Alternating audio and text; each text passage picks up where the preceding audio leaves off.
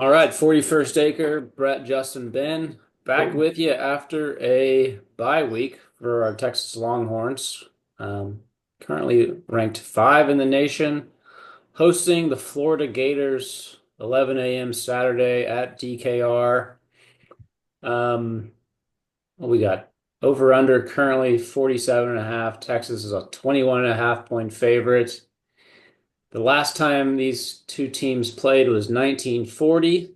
The last time Texas hosted Florida was 1939. Texas leads the series 2-0. So this will be the third meeting of these two teams. I mean, we were just chatting, we played Michigan earlier this year. That was the second meeting. Instant classic, the first meeting. And, um, it was an exciting matchup this year. Um, Florida's coming in a little banged up. Texas had the bye week, as I mentioned, so hopefully they got rested and recovered and had a little extra time to digest some film, see where they need to improve, work on some technique. But let's get into injuries real quick, and then with that, we'll talk about Florida's game last week with Georgia. They lost a tough one, 34-20 to Georgia. It was tied, I think, 2020, and then DJ Lagway gets carted off the field. So that's kind of our segue here into injuries. Is DJ Lagway playing? He's not been completely ruled out. So he could be playing against the third string quarterback for Florida, probably getting his first start with Graham Mertz also being out for the year. Brett, have you heard anything else on DJ Lagway, or just not buying these rumors that he's not going to play? I'm not buying, man. Thank goodness for these SEC injury reports, right? We'll have to get a final ruling here in the next couple of days. But no, I'm not buying it. I mean, on the Monday press conference, Billy Napier, he mentioned that maybe the injury's not as bad as we thought it was, even though we had to get a card out there, lift him up there, encourage his spirits throughout. I don't. I'm not. I'm not. I'm not believing it. I think what's today? Wednesday. I'd say by probably the Friday report, he's he's at least downgraded to doubtful and then out by the time we get to the game. I think this is just an opportunity for them to try to just get a look at different direction, look at multiple quarterbacks, kind of change up our defensive scheme to confuse us. A little gamesmanship from him. Yeah. Unless it's like the injury that Paul Pierce had back in the finals that one year. Anybody remember that? Yep, I do. That Yeah. was a wheelchair. Um, But he yeah, really just crapped himself. So yeah. So Justin's bold take: DJ Lagway just crapped himself on Saturday against Georgia and was he's carted gonna off get out the there field. running just fine. All right. Well, Justin, I saw you noted one of the wide receivers for Florida. I think one of the preseason, highest ranked receivers in college football. Looks like he's out as well. Yeah, Um, Eugene Wilson's legit, but he's been out for a little bit. To see him out already, I guess is not really surprising since I don't think he's played for a few weeks, but I thought maybe he might be able to make it back for this game, but unfortunately not able to. and what about Texas injuries and or suspensions? Justin, you got some notes on that? Yeah, I mean, obviously Vernon Broughton for an unnecessary hit Yeah, that's against right. Avia. He's gonna be suspended for the first half. It is what it is. And then it looks like Makuba is questionable. He did practice Monday from what I saw, so that's helpful. Vasic, same thing. And then looks like Isaiah Bond is probable, which would be good just to get him back and help out with the passing game, make it a little bit more explosive with some downfield stuff. But not that DeAndre Moore didn't do a great job for him, but it'll be good to see him back on the field. So, all in all, honestly, Texas, I know we don't have Christian Clark and CJ Baxter, Derek Williams, who are out for the season. Man, all things considered, if you look at the SEC reports from across the conference and really look at injury reports across the nation, Texas is one of the healthiest teams out there, easily. Like, yeah, we have a couple of guys we see banged up, but man, if they can keep this up and it's a war of attrition, I think that they're in a really good spot heading into hopefully a playoff run, all things considered. Yeah. I think the way the secondary played in the last game, you could suit up Makuba and, you know, if he's not feeling well or if Flagway is not playing, I don't think you have to rush him back. Right. Um, and with Bond as well, like we have such good depth at wide receiver. Wingo get a lot more reps. Um, Maybe we get Silas Bolden more catches. I know he seems to be he's got that clutch gene to me. We just haven't given him the ball a whole lot. Yeah. But he's been great on punt returns. I mean that the effort play against Oklahoma, I think, changed the momentum of that game. So even if Bond's out, I think we're fine at wide receiver and Vasic, redshirt freshman, pass rusher. Um, Actually, it'd probably be nice to have him in the rotation if what we Hmm. think is going to happen, we're going to get up and have a lot of pass rush opportunities this weekend. Right. He's an Be elite nice to pass. have a rotation, keep guys fresh. Yeah, he's an elite pass rusher. I mean, he's not Colin Simmons, but he's in that Colin Simmons category where he's young and developing, but already has Yeah. an elite pass rush, which some of our starters, Ethan Burke, Barrett Sorrell, Trey Moore, they don't have that. I I disagree. I think Burke is in the same realm as Vasic, but I see what you're saying. I think they're Not similar a enough. pass rush. Because Not a they're pass. white. Not even at Westlake were they in the same category. I think Hmm. Ethan Burke was, I mean, he was a stud. I'm not saying he's bad. I just think pass rush like Colton Bassick, Ethan Burke on the inside, or as more of like your run stopper. Gotcha. Yeah. All right. Let's get into initial thoughts.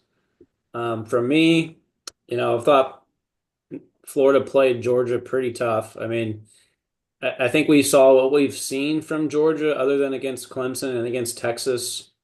They look like they're not quite the same Georgia of years past. Now they still kicked our butts. They kicked Clemson's butt. Clemson's, shown, I think last week that they're not really who they thought they were.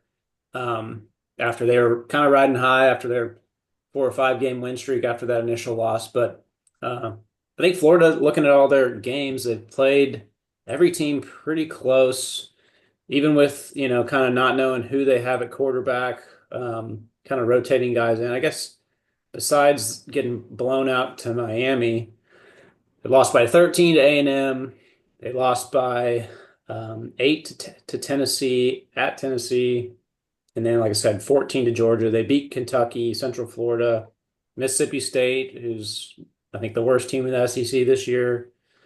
Um, so they can play tough. I think they play good defense. I think they've had offensive struggles, and when you don't have a starting quarterback, and now the one that was starting is now hurt, um, you're grasping for points on offense. So my initial thoughts, I think this team's beatable, especially if Lagway doesn't play. It shouldn't be much of a contest. Should be similar to the Mississippi State game we played earlier. Um, so those are my thoughts. Brett, we'll jump over to you, and then when you're done, go Justin. Yeah, I mean, first and foremost, I think maybe y'all feel the same way, needed that bye week as much as our team did. I was pretty exhausted from keeping up with the season so far. So I feel refreshed. I'm ready to get back to it this coming Saturday and finish this gauntlet of season that we really have here. Um, yeah, I mean, I think a lot of this game comes down to whether DJ Lagway is really hurt or not. Like I said, I don't expect him to play. I think he's a complete diversion attempt. But if he is able to play, it changes up the game plan on both sides of the ball. So that's something to look for. I would expect that 21.5 point spread to drop dramatically if he is able to go. Um, I think Sark's going to have the team ready to go. He historically plays pretty well. Our offense usually comes out firing after a bye week. Feels like they're refreshed, a little bit more in sync, gelled together. Defense has been playing great already, so I expect them to have some continuity in that gelled and playing as 3 units. Playing well in all 3 units of the defense. Um, Special teams, again, we have not talked a lot about special teams this year. I fully anticipate us to have some fireworks somewhere in these last 4 games. I feel like Jeff Banks and his unit have really underperformed compared to what we saw on the field last year. So, it'll be interesting to see if we put a different spin on it. Maybe, Silas Bolden does have a punt return, another significant punt return. Maybe we have some actual positive kick return game. I think every time we try to run the ball out of the end zone, we're getting stopped at either the 10-yard line or we're getting a holding that's bringing us back to the 10-yard line. Yeah, overall, I mean, I feel good about the team, feel good about the bye week. I think we'll be ready to go. On Florida side, this is not Big 12, and I'm not an SEC, thumper here that thinks that just because you're in the SEC, you're great. But Florida is a dominant recruiting, highly talented roster. This is not, Kansas State, who's getting a bunch of 2 stars and 3 stars talent that come in and, over a course of time, you can turn them into a good program. This is this is just like Texas. It's a group of 4 and 5 star recruits, so they have talent on both sides of the ball. So it'll be interesting to see, what a lower tier SEC team like Florida with their talent actually looks like. They're 4-4, right? So they would need to go 2-2 to close out their season to get a bowl game. They still have to play after us. They still have to play LSU and Ole Miss. So they need to beat one of those teams and then take care of Florida State in their last game of the season. All those are hard. So expect to get Florida's best shot here. Like I said, they're talented enough. They've got the talent on both sides of the ball to be able to compete with us. It'll be an interesting game, but I think I'm excited to see what Sark's been able to do with the bye week.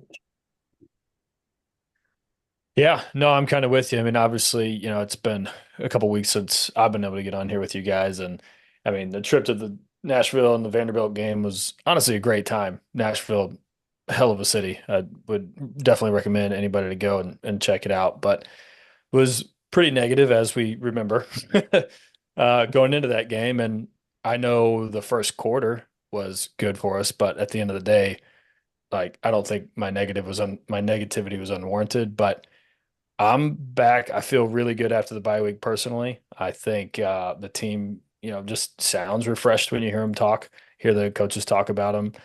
I think everybody just kind of went through, after the injury to Quinn and then coming off that bye week, we weren't necessarily healthy. So we went into OU, beat up, went into Georgia, obviously looked horrible, went into Vandy, really didn't look that great either, but I think it's time to turn a page and start, looking for the positive. So I'm ready for it. I think they're healthy, they're refocused. This past week was a great week of football, right? Watched a lot of big teams fall, watched some really close calls. But now it's time to finish SEC schedule we were given. It's not that hard of a schedule, all things considered. I think our strength of schedule in the season is only like 50 something. So when you compare it to Georgia, which I'm pretty sure had the number one schedule in the nation, not just in the conference, I mean, consider ourselves lucky, right? But that's what we signed up for. That's why we're here in the SEC. I was looking, and based on SEC, you know, records and all that, we actually don't even control our own destiny technically. We need a loss or two from some other teams to actually be able to control our own. So we'll see what happens between LSU and Bama this week, and some of the other matchups coming up. I think Georgia plays Ole Miss, and there's some other games coming up that could be very helpful for us or super hurtful for us. I mean, there's a chance we could go 11-1 and still not make the SEC championship. So keep that in mind. Um, yeah, like I said, watching these other teams struggle in the SEC, I don't know if the SEC is just not as good as we were promised, or if maybe the top dogs just aren't as dominant as they were, like we've seen in the past. Because it was always, hey, Georgia rolls everybody, Bama rolls everybody, they meet up, we go from there. Every now and then LSU pops up or whatever. But with Vandy and these other low level teams, sorry, like making these big games, it's just kind of it's weird for the SEC in my opinion, but fun to be a part of. In regards to the game, I'm ready to see them just come out like ready to play. They've had a week, really 2 weeks to rest, right? They should be coming out firing on all cylinders. There's no more excuses about injuries, as we talked about the injury report and how healthy they are, all things considered. You're either not injured and ready to play for the SEC, or it's not for you. So I think they're going to come out ready to play, and I'm fired up for the game. It'll be the first 11 a.m. home game we have this season, so it'll be really interesting to see, is the crowd going to be there? I think the crowd will be there. They've been there every game, right? I mean, really the last 2 seasons, they've been there ready to go at kickoff. So I'm excited about that. But defense needs to, shut down this putrid Florida offense, and our offense needs to go and put up 500 yards and just absolutely roll these guys. So I'm looking forward to Texas football again. I've been to the last 3 or 4 games, so I'm a little not footballed out, but I was after that Vanderbilt trip. I will tell you, I was like, okay, I need a break myself, but I'm ready to get back home and watch this team play. Justin, do you think an 11 o'clock game is that late enough in the day to get our student section properly lubricated? They'll probably be up all night, honestly, man. I mean, why not, right?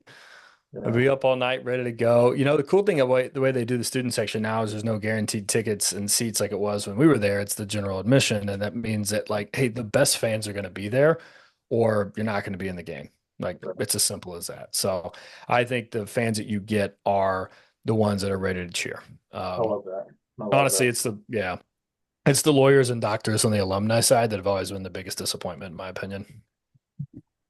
It'd be, I will say, it will always be interesting to see, or also be interesting to see if Florida's can get up again. They just played the rivalry game against Georgia. They fought them, I mean, honestly, into the fourth quarter. So it was a physical game for them. They lost some players. It'd be really interesting to see if they're ready to get up and play. So, Yeah, I like your take on the SEC. I think my perspective is you're just not getting the elite quarterback play from Georgia and Alabama this year. Think about, they had Stetson Bennett for 6 years, highly efficient, doesn't turn the ball over, and they just wear people out. Um, Alabama, I mean, they had just about every quarterback for, you know, five different kind of generations of quarterback were at Heisman Trophy ceremonies or winning it. Um, and Milrow and Beck have kind of been turnover machines, and I think that's really hurt those two teams. And I think the same about Texas. Like I think we've turned the ball over too many times and kept other teams in it. They have the talent. Vanderbilt's one of the teams that they don't have 4 or 5 stars all over the place, but you turn the ball over, you keep them in it. I think that's the same thing with Florida. Like Brett said, they got talent all over the place. They hadn't had good quarterback play. If you turn the ball over, they're going to stay in the game with you, and that's what happened last week with Georgia. Beck had 3 interceptions. I don't know what other turnovers they had. The game was 20-20, and then third string quarterback comes in, quick turnover, and then next thing you know, I think Georgia scores like 14 points in like 2 minutes. And then it's pretty much, get the ball and run the clock out. Hmm. So I do think there are the top teams in the SEC. I think Florida with a good quarterback could be one of them. Um, And a better he's head coach. yeah, well, he's maybe like the Charlie Strong version of Texas, coming in after Mac Brown. They didn't really, they thought, um, the local guy was great. He was rated high, and he just when the lights got on, he couldn't perform. Lagway looks a little better, but he hadn't really had that much of an opportunity. They were kind of doing a timeshare till Mertz got hurt. So I don't know. There was some pressure to play Lagway as well. Um, but yeah, I like that take. But yeah, back to this game. Let's get into what we're worried about, and then we'll finish with what we're confident about. Brett, anything that worries you going to this game, or you feel like some of the things that worried us before have been addressed now in this bye week? I hope they have. I mean, points off turnovers, right? Killed us in the past 2 games. I think turned the ball over twice against Vandy. I think they scored 14 points off both of those. Turned the ball over 3 times against Georgia, right? 3 times Three against picks at Georgia. They least. Yeah. scored they scored 17 points off of those turnovers. So what's the recipe for winning this game like we should? Don't turn the ball over. I'll also add one other thing. You guys triggered a thought of mine. from these, how you lose to these teams that you have no business losing to. So it's turnovers, yeah, but it's also penalties, right? And I feel like we have been uncharacteristically penalized this year, especially on the offensive line. It's just drive enders too. It's holding calls after, during big runs. It's false start. I mean, it's just everything. So I would like to. I'm certainly worried about that, but hopefully, yes, the bye week is given Kyle Flood and Sarkisian some time to correct some of those mental errors, do what you need to. Outside of that, as far as gameplay goes, um, I guess, I think this is probably the second best defense that we've played all year, unless you count OU. I don't know. OU's kind of a wild card, right? Mm. But I do think, I think they've got a strong defensive line. I don't think they have much of a pass rush. I think they're going to commit to stopping our run game, which our run game has been iffy, especially against good defenses this entire year.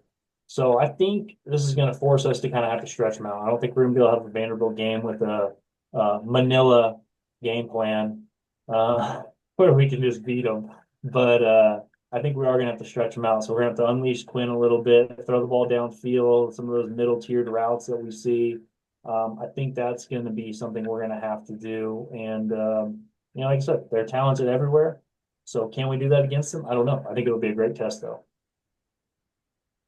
Yeah, I'm with you. I think they're definitely, I mean, they're not going to lose the off the bus challenge that often. Like they're going to come out and they're going to look imposing. They've got, I mean, according to both press conference from Kirby Smart and Sarkisian this week, like Florida's got SEC players, O line, D line, like they're talented, right?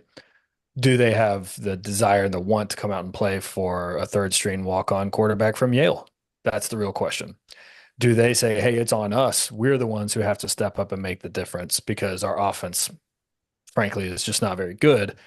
Or are they go, yeah, we just kind of press on them a little bit. Maybe we get up by 10 points and then they just kind of give in. I can see that happening, right? Like, sure, maybe we don't score on the first drive, which we're not very good at doing anyways. But maybe the second and the third and the fourth drive we score, and all of a sudden we're up 17, 21-0, maybe 21-3, and Florida's defense just kind of goes, all right, we give, right? Like clearly we can make them probably one dimensional. So I know we were talking about kind of what we're our biggest worry about.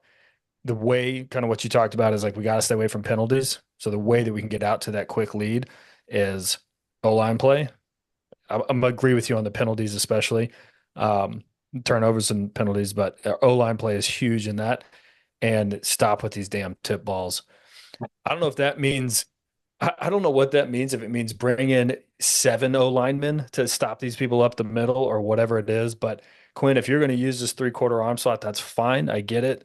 But dude, Yeah. when a guy's running right at you, just don't throw it at him. I don't know what to tell you. So You guys remember when J.J. Watt was like Mr. Swat the ball, and then they right. played the Patriots, and Tom Brady was practicing all week. They had these huge The things. brooms. Yeah. These. It was like what the Oklahoma State Cowboys pat on Right. the sideline. It's like they have those up. Like Yeah. I hope they practice with some of those Yeah. Good. these last 2 weeks. Good. And like, yeah, Yeah. get the ball up. You can do the sidearm if you're throwing it. I wouldn't do that over the middle. You No. got to Drew Brees it and really get on your tiptoes and throw You know it. what's wild is speaking of throwing over the middle. So after the first tip ball that led to the interception in the Vanderbilt game, I was watching it back the other day. They didn't throw it over the middle for 17 more throws in a row. And Well, guess he had what? like 17 Quinn completions was in a Quinn row. was 17 for 17. What do you Yeah, know? yeah, And I don't know what it is, man. Something up the middle, which is not uncommon for quarterbacks yeah. to feel pressure up the middle and not feel comfortable about throwing it. But that was one thing I did notice. I was like, okay. And then the one person they threw it to, come on, it's our Gunner, hero, Gunner Gunnar Helm. Helm. Exactly. Wild. Well, So he's a big body there in the middle, and he right. just boxes somebody out or finds that. He's Yep. really good at finding that spot in the zone and just sitting there. Yep. Um, and 100%. Gunner Helm, that what a great surprise to the season. Yeah. You Big know, time. we One thought thing I we wanted to, yeah, my bad. Go ahead, go Ben. for it. Nah, I wanted to follow up. We were talking about oh, I lost my train of thought. No worries. Keep going. unbelievable. Uh-huh. The guy takes the mic from me and then he doesn't even know what he's going to say. Uh, all right, well, let's get into what we're most confident about, and maybe Justin will think of that. I'm confident about the defense for Texas. I think this Texas has one of the best defenses in the nation. Um, didn't play well against Georgia at times. At times they did play well.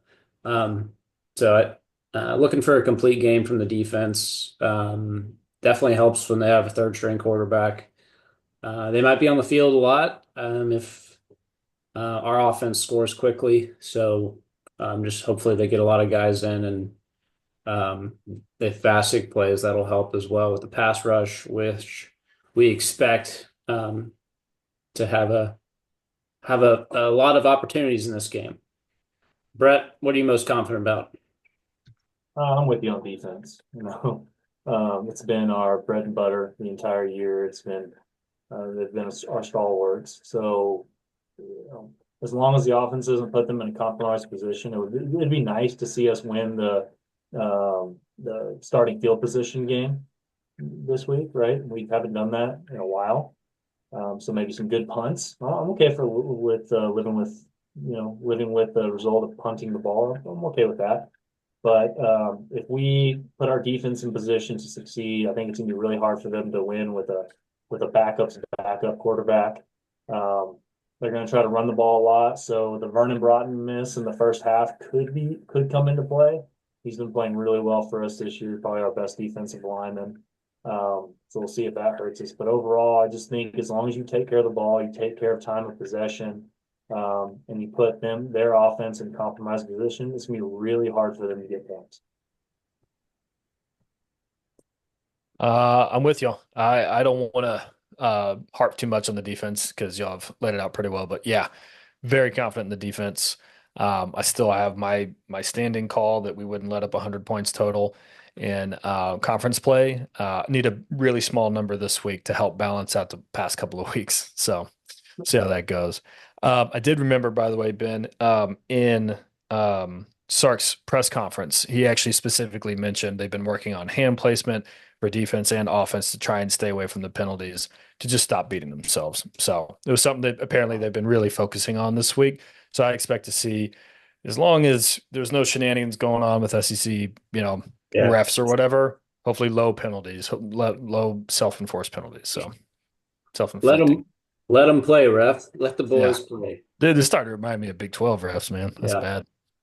Um, Interesting that ruling for the Lane Kiffin rule that they instituted with this fake week. injuries. Yeah. Yeah. Fake Yeah. injury Oh, is a $50,000 fine for the head coach. Yep. dang, Yeah, I mean, you got to do that's something, hard. man. Yeah. They should Yeah. charge the player. I mean, they're making money now. It's 10%. 50,000 to Lane Kiffin is not much. No. If it wins the game, he'll pay the $50,000. He doesn't Oh, care. totally. Yeah, I'd do it. I mean, hit. Um, the one thing that I am most confident in though is something I have not been confident in recently, but again, I'm trying to turn the page, whatever, and just say that I think Quinn's going to be back. He's had two Hey, more weeks. He's had 2 more weeks to recover. Um, have not heard anything about any setbacks about his not looking good at practice or anything. So I need to see some more of the deep balls. He had some really good promising throws against Vanderbilt. Again, I didn't get to I talk with did. you guys about it much, but he really did. Some unbelievable catches from the receivers and some great routes and audibles and all that. He had some bad throws, don't get me wrong, but he had some better zip on the ball. So I'm really looking forward to seeing Quinn play at the level that we know he can play at. He's not going to win the Heisman or anything. It's far too gone from him, but I'm most confident that Quinn's going to come out and put up a 300-yard game, which he has not put up yet this year, but I feel pretty good that he can make it happen because they need to get him in a groove. And I think Sark started to realize that, okay, there are certain throws that Quinn's good at. And I know he says it every year and he goes through it every year and he has this process, but Quinn is good at certain throws and he's not as good at other throws. But sometimes getting him comfortable with the throws he's good at, 17 in a row against Vanderbilt, can help him make some of the throws that maybe he's not so good at. So I'm really confident to see what Quinn can do. It's a bounce back game, 2 more weeks of rest. Again, I think that they're going to look at that that Florida team and just eat them up. So I'm ready. All right. Bold take, final score prediction time. Um, I got Texas winning 34-9. Um, and maybe Justin mentioned this, but yeah, I don't think Texas, if Lagway's out, I don't think Texas gives up a touchdown to Florida. So that's kind of my bold take built in there to that final score. Um, yeah, I think this is an odd one for me because the last couple weeks, like I didn't think Texas could cover the spread. I think with third string quarterback coming off a bye week, they're coming off a pretty tough loss. Um, I think this one Texas starts early, gets on the board early, and it's kind of like that Michigan game early this year where they don't have any answers, and our defense is really good. Offense plays mistake free, and it's an easy cover. I don't think it's hitting the over. A lot of these SEC games, I'm not really taking the over unless it's maybe Alabama and Ole Miss involved. But that's what I got. Brett, prediction, bold take. Yeah. So I expect, as far as who I think was going to have more of a breakout game for this week, I do think that we're going to have to stretch the field a little bit. Maybe this is the opportunity for Isaiah Bond to have another splash game, where we see him get the ball in space and maybe he gets 100 yards or so. So I'm going to say Isaiah Bond. He's going to be my guy. It's going to have kind of the breakthrough offensive game for this week. Bold take. I really don't have one. I expect a lot out of our defense, so let's throw a bold take of we hold them to less than 125 yards of total passing. So go ahead and book that. And then as far as my score prediction goes, I don't know. I mean, I think I've always been the most, between the three of us, I've always been the most optimistic one about our offense. And, Justin brought me down so much before the Vanderbilt game in between those two. I guess I'm going to be the pessimistic person, but I'm going to say our offense is going to put up 28. But I feel really good about our defense, and I think we're going to get the special teams. We're going to put them. We're going to punt the ball, put the ball in a good spot for our defense to handle it. Give up 3 total points. So 28-3 is my final. Nice. Yeah, Brett, I'm sorry for bringing you down so much, man. I get it though. I understand. I was in just such a bad headspace. And I don't think my negativity was unwarranted. They hadn't played well, but I apologize. I couldn't be more positive about it to Well, help did you you out. get that note I sent you from my dad? No, what'd he say? My dad sent me a note. He was watching the podcast for it was either post game Georgia or pregame Vanderbilt. I think it was pregame Vanderbilt. Yeah. And my dad sent me a text that said, "Hey, tell Justin to cheer up. It's time to get optimistic about this team again. We need him to Uh, be positive." hey, this week's for you, Kev. All right, I'm here, man. I'm ready. I'm ready to go. All right. I sometimes I got to see it to believe it, and I just hadn't seen it. My eyes were just telling me one thing. My heart was trying to say another, but my eyes just said something else. So that's where I was. Um, my players of the game, I'm still on the Gunnar Helm train, man. He's just such a mismatch. He comes out of nowhere, and I love the way he plays the game. He's hurdling people, he's stiff arming people, he's running for 20 yards of catch. So Gunnar Helm, he's the guy that Quinn looks for whenever things break down around him. So on that end, or on defensive end, I want the linebackers. If we expect them to have a heavy run game because our defense, our secondary is just honestly lights out, linebacker is going to have a field day. So Hill, LaFau, let's go. And, bring in Benda. He'll probably get in there as well. My bold takes, let's go 0 turnovers. I don't think we've had a game without a turnover in 6 weeks since before OU. So let's go 0 turnovers. Feel pretty good about not fumbling. I know we had some issues with that earlier in the season, but I think we got that as long as we protect Quinn. And I'm saying 2 sacks or less, which terribly enough is a bold take with the way it's gone the past 3 weeks. So 2 sacks or less, no turnovers. And then one that I'm not sure if you looked at my notes or what happened there, but I say we keep the rushing and passing under 125 yards each from Florida. So 250 Hmm. yards total less or less, excuse me. And I think 125 or less on passing, 125 or less rushing. And my score prediction, dude, Texas is about to lay it on them. Again, I think we get in the lead early. They realize even if Lagway's in and he's immobile, I think that they realize they cannot score with Texas. I think we get on them relatively early in the first quarter, probably up by 2, 3 scores, and we just roll with it 38-6. Justin, back on the hype train Ready. I'm of ready, man. positivity. I'm ready. They need me for Calling the out playoffs. Brett for some screen peeking. That's kind of the unwritten rule. You don't call someone out for screen peeking unless you really, really Is were. that it? Come on. Oh, yeah, look. Do you actually have that written down? Yeah. No, you Yeah. did. That's unbelievable. It's All Yeah. all right. good. I didn't even know you were over there. Yeah. Um, all right, guys. Well, this is fun. I think we're excited about the team coming off this break. Lots of things that they had to work on. I will be super excited if we see a no turnover game from this Texas offense, and I would be more confident with any of these scores. Maybe not Brett's, but Justin, yours or mine. If I could be assured by these pollsters, maybe that Texas isn't going to commit any turnovers, um, I feel really good about it. So, as always, we're unfiltered, a little biased, 100% truthful. Texas Longhorn fans, 41st acre, we're out. Welcome.